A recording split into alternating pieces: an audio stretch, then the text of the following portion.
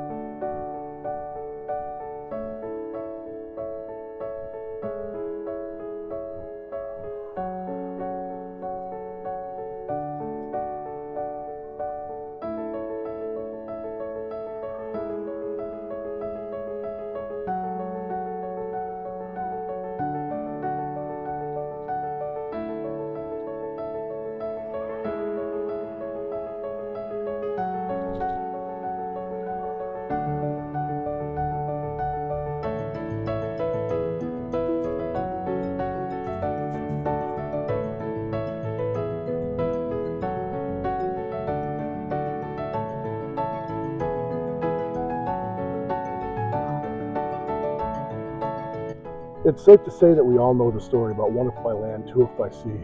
And I think we all know the story about Paul Revere ringing the bell to alert people at different times. That's in this here belfry tower right behind me, in the top of Old North Church. Henry Wadsworth Longfellow once wrote a poem about this event, specifically giving Paul Revere a lot of credit. Now we know as we look at the primary source information that William Dawes and Dr. Prescott had a lot to do with the events of that night back in April of 1775. But we do know that this was part of the plan.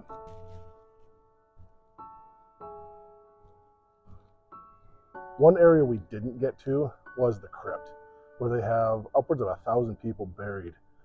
Some pretty big note, but unfortunately we weren't able to get down there for this video. About a quarter mile away from the Old North Church is another place that's of pretty impressive Revere fame. That's his house, right back over here.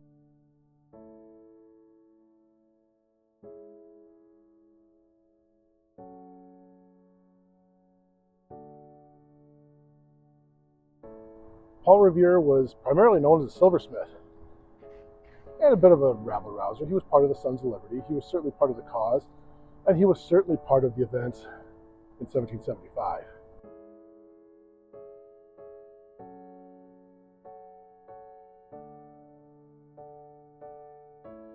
The Revere house is quite the interesting place here. Paul Revere lived here in the late 1700s. He actually wasn't here during the 1780s, and they owned the house until the 1800s before it was sold to other people. And eventually a Revere relative bought it right around 1900, 1908, I think, something like that. Revere was known as a silversmith, a very well-known one, in fact. But it was his work on a specific ride that he did actually very little on, and he would tell you the same. But Henry Wadsworth Longfellow made him famous with a special poem about that event.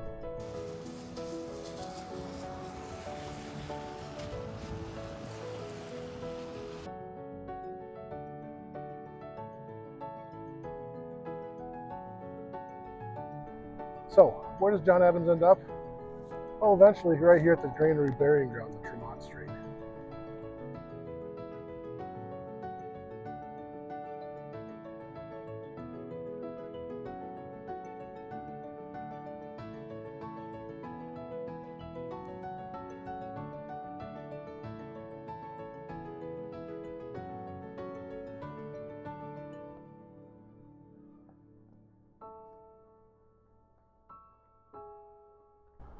Some of the most famous Bostonians there are buried here at the Granary, including Paul Revere, but also John Hancock and Samuel Adams.